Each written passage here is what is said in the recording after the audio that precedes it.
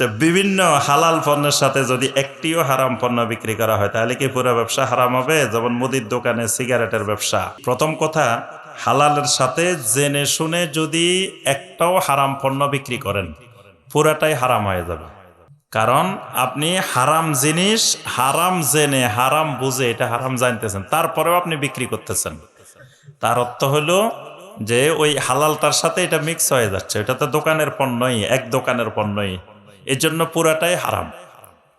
এজন্য এই কোনো হারাম জিনিস বিক্রি করা যাবে না। সেলুনের দোকান দিছেন, এখন আপনি চুল কাটেন, অসুবিধা নেই, হালাল। দাড়ি কাটা শুরু করছেন, এবার হারাম হয়ে গেছে, এবার আর এই পেশা কি নাই, হালাল নাই।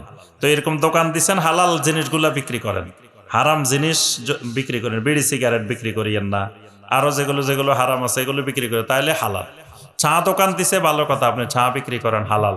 কিন্তু তার সাথে আপনি সিগারেটের দোকানও দিছেন।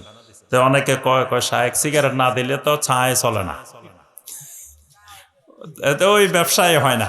তো ব্যবসা না হইলেও যদি আপনি আল্লাহর ভয়ে তাকওয়ার কারণে আপনি হারাম বর্জন করেন, আল্লাহর ওয়াদা, আল্লাহ সুবহানাহু ওয়া তাআলার ওয়াদা, আল্লাহ পাক আপনাকে এমন ভাবে রিজিকের ব্যবস্থা করবেন আপনি যেটার কল্পনাও করেন নাই।